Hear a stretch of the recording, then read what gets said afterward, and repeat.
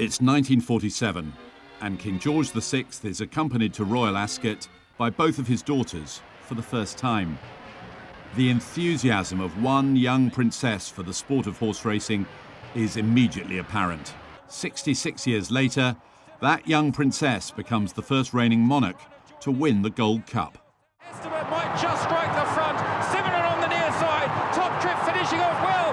Estimate has a neck in hand of Simonon. A royal win in the Gold Cup. Estimate has done it. Estimate and Ryan Moore has won for Her Majesty the Queen.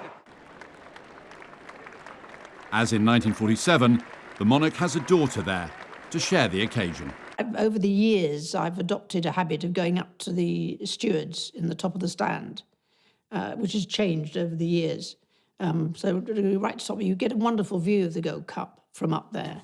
And so we always go up there, and I went up there with, funny enough, my children were there at the time. And we all watched from that there. And actually, frankly, we couldn't believe our eyes because we didn't realise that this was really very much of a live chance. But it was fantastic viewing. And I know I wasn't in the box at the time, which must have been fairly noisy, but it was quite noisy where I was, actually. But I did get down to the winner's enclosure before Her Majesty, so that was nice to be able to be there when Estimate came in. For everyone at Royal Ascot that day, Estimate's win provided one of the most memorable moments in flat racing history. It doesn't happen very often, but we got to parade Estimate down past the crowds, past the stand, and, you know, the Queen's box is very central above the winning line, so it's easy to pick out. And I remember being able to look up and, you know, tilt my hat to her and sort of say thank you, and, you know, you could see how excited she was. Without doubt, Estimate's win was a special moment for her owner. Oh, I'm sure. I mean, the Gold Cup is not an easy race to win. And one of the things that during the week at Royal Ascot on the lunch table for the guests before you set off are all the cups that have been won. And it's a really fine sight. So having the Gold Cup there is something really special. Estimate's win crowned 6 decades of winners for Her Majesty at Royal Ascot. And judging his time nicely, Smith brought Quirby along in a strong and successful challenge to beat Brunetto. So this time it was victory for the Queen, and the soon-to-be knighted Gordon had to be content with second place. Royal Ascot and the Queen's horses have been closely entwined throughout Her Majesty's reign. I think Royal Ascot, its history is probably quite well known, but it has a real history of its own as a place and within the history of thoroughbred racing in Britain. I think maintaining that has been a really important part of Her Majesty's interest. So I suspect she had an active, if not knowledgeable interest in the racing from the very early days, and Royal Ascot was very much part of that. But the most resounding success took place on the final day at Ascot, when Lando and Oriole won for the Queen.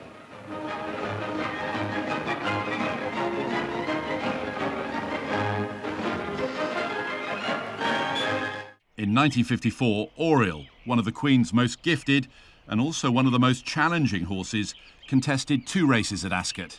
The cheers will be heard from here to Silverstone if Oriole can win, and Oriole is hanging on very well at the moment with about 100 yards to go. It's Oriole from Vamos and Duras, Vamos on the right and Duras on the left. Vamos for France is catching Oriole, there's 50 yards to go. No, or can Oriole hang on? And at the post, Oriole wins. Oriole's win in a race named after the Queen's parents and bred by Her Majesty's father must surely have been immensely satisfying. Very. I can hardly imagine what it must have meant to have a horse like Oriole when you were first coming into your racing interest. But what an extraordinary story that was. And he wasn't, you know, he was a difficult horse. I remember, because I used to go around the stud at Sandringham every year with the Queen. We were introduced to the stallions and the mares. Oriole was not a horse you got very close to, certainly not when you were yay big. He was obviously a bit of a character and not easy, probably not easy to train, never mind ride. But he had fantastic ability. Oriole's victories helped to make him the undisputed 4-year-old champion of Europe and Her Majesty the leading owner in 1954. Oriole went on to become one of his generation's leading sires. The Queen's interest in horses, as being brought up riding, was always there. At what point that became much more of a method and a discipline on the breeding side, I'm not quite sure.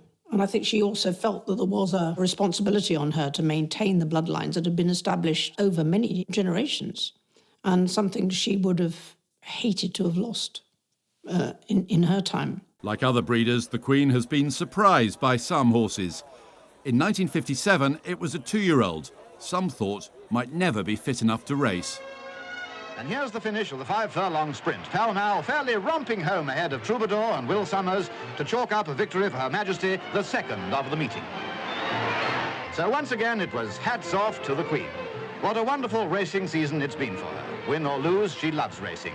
But nobody minds winning, of course. The Queen's other winner in 1957, the homebred Almeria, helped Her Majesty to the leading owner's title once again, and was to be the first of 3 Ribblesdale Stakes winners. It was a very special day for Her Majesty because she has a runner in the Ribblesdale Stakes, our opening race, which she won with that great mare Almeria back in 1957, and she also won it with the grandam of today's runner, Phantom Gold. That was in 1979 with Expansive. Phantom Gold just about the leader as they come down towards the furlong pole. Jalanzia's been switched to the outside. Jalanzia under Michael Cunan coming to challenge Phantom Gold. It's Phantom Gold and Jalanzia as they race up towards the line. The hats go in the air, and it's a royal triumph, and Phantom Gold has won it from Jalanzia.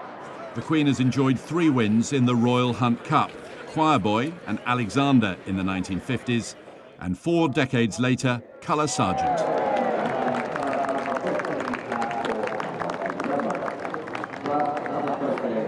The journey behind a winner begins as an intricate and intellectual breeding challenge. Breeders judge success on the success of those individuals that you have bred. And I was always intrigued, but she didn't really mind selling them on as long as they did well.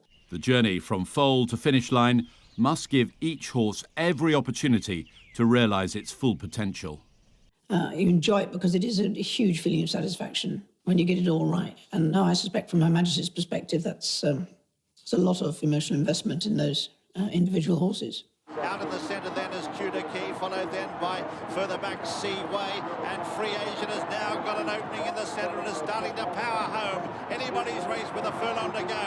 Free Agent's come from last. He powers through in the centre. Seaway going with him. It's on the near side, Free Agent, who's going home full of running. Seaway can't live with him, and coming away, Free Agent. It's a royal winner. Hats off as Free Agent crosses the line. Yes, he is absolutely delighted. Her Majesty. So this the Queen's first winner at the new Royal Ascot in the new grandstand. Her first winner here at the Royal Meeting in the 21st century. The Queen's total winners at Royal Ascot to date stands at 22. I mean, to me, that looks successful. I would be thrilled if I could maintain that number of winners on a pretty regular basis. And I know there have been periods when there have been many fewer winners in the middle of that history. But I can't believe that you couldn't gauge it as being a success in the long run. And over the decades, that is a very long run. Vamos for France is catching Oriel. There's 50 yards to go. No, can Oriel hang on?